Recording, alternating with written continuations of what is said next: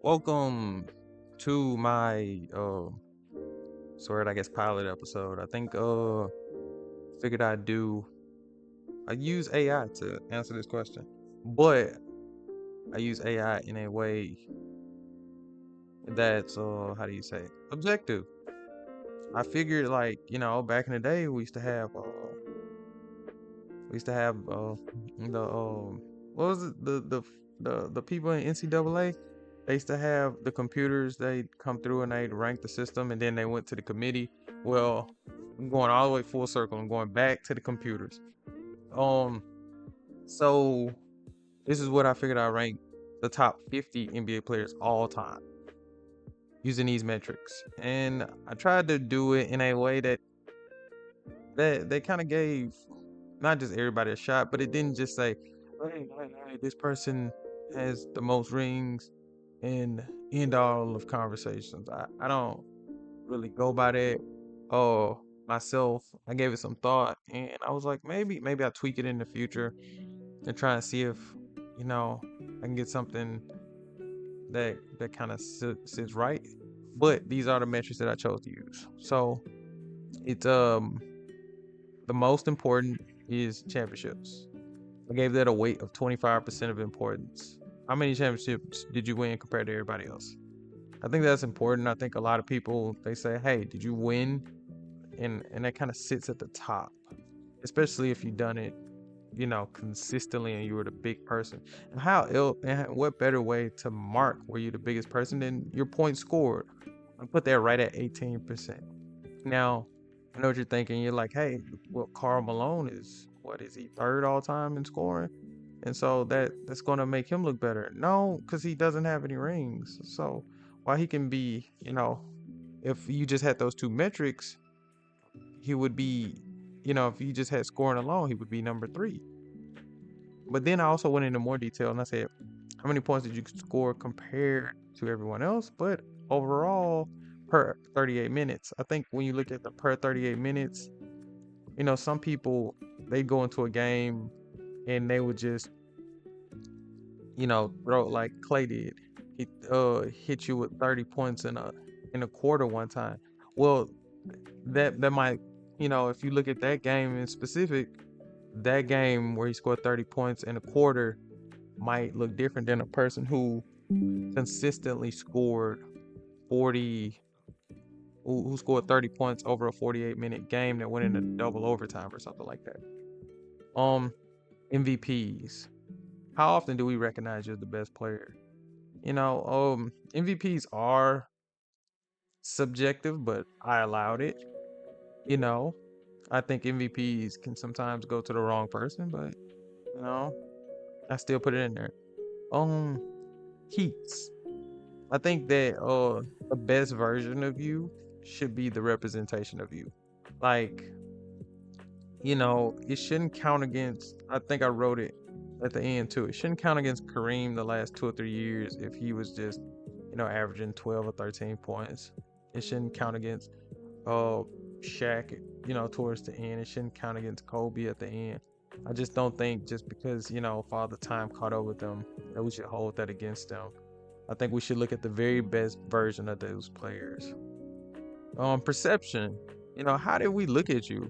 Do we ever recognize you as being one of the best? Or you just kind of, you know what I'm saying? It's like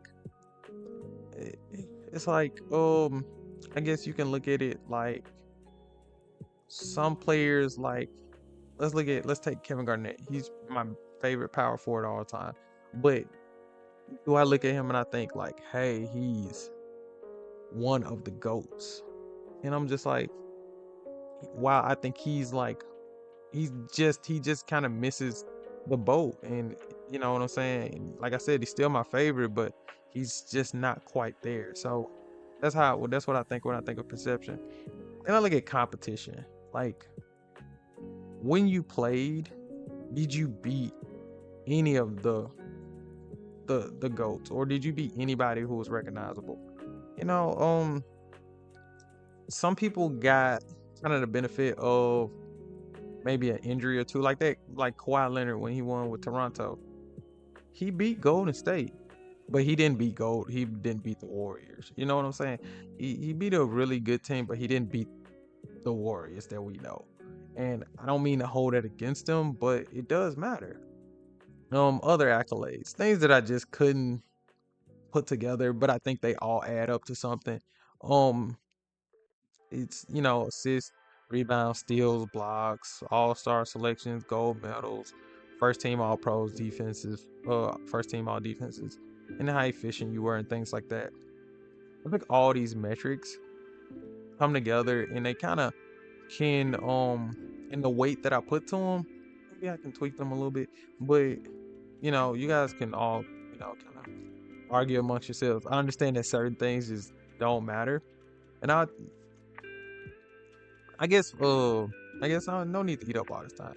So to eat, as everybody know, when you get to +9, what do? You go over here and you hit them with that copy, and we're gonna use Gemini. We're not gonna use Chat GPT. So choose your own AI platform. Maybe I should do it with both of them. Let's see what they say. Damn. Maybe I go back down here and I read all of this eventually, but please confirm you like me. Proceed. Yes, proceed.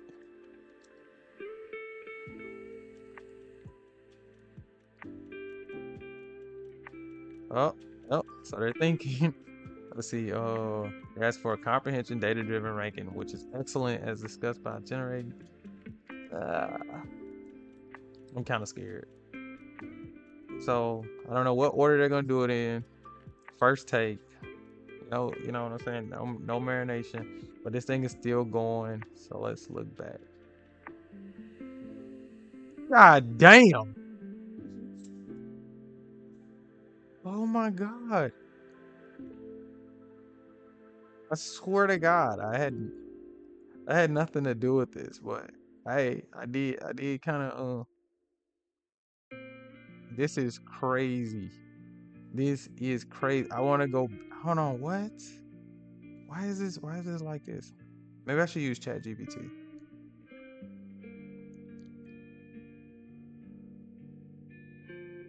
Oh my God! Here's a look. However, being a bite-sized explanation is. Here's a look at. Uh, let's let.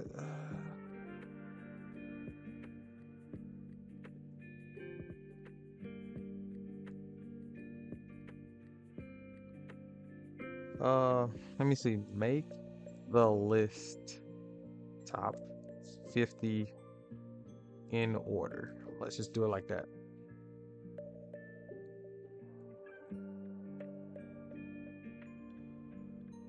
You're looking for a defendant. No, I just want you to just go ahead and do it.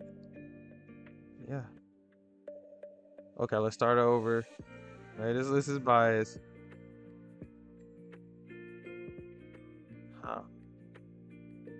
Kareem, Bill Russell, Larry Bird, Shaq, Tim Duncan, Hakeem, Steph Curry, Kevin Durant, Oscar Robertson Jr., Karl Malone, Dirk Nowitzki, Julius Erving, Moses Malone, Charles Barkley, Giannis Antetokounmpo, Kawhi Leonard, David Robinson, Kevin Garnett, Dwayne Wade, Scottie Pippen, Steph Curry, Chris Paul, Isaiah Thomas, John Havlicek, Rick Barry, Elgin Baylor, Edit, Walt Frazier, George Mike and Walt Frazier, Russell Westbrook, Allen Iverson, James Harden, Dominique Wilkins, Patrick Ewing, Dwight Howard, Jason Kidd, Steve Nash, Gary Payton, Paul Pierce, Reggie Miller, Ray Allen, and Clyde Drexler, George Gervin, and Bob Cousy to round out the list. We still have 1, 2, and 3. You can argue to me the order that is 1, 2, and 3. I wouldn't argue. I wouldn't object to it if you said either one of those. But let's go over here to ChatGPT and see what it says. Let's see ChatGPT. introducing ChatGPT, and we're going. I don't wanna put out here. No. ChatGPT.com.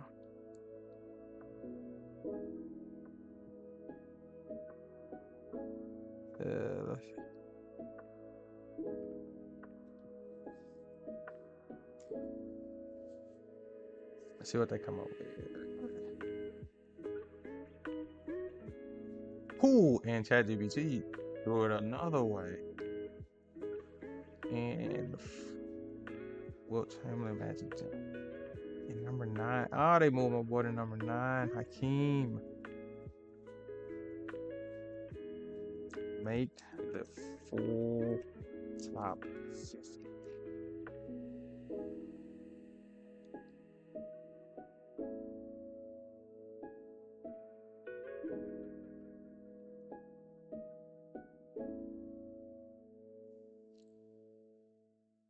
Let me slow it down. MJ, LeBron, Kareem, Bill Russell, Wilt, Magic, Tim Duncan, Kobe, Hakeem, Larry, Shaq, Oscar Robertson, Kevin Durant, Karl Malone, Moses Malone, Jerry West, David Robinson, Scottie Pippen, Julius Erving, Charles Barkley, Stephen Curry, Reggie Miller, Dirk.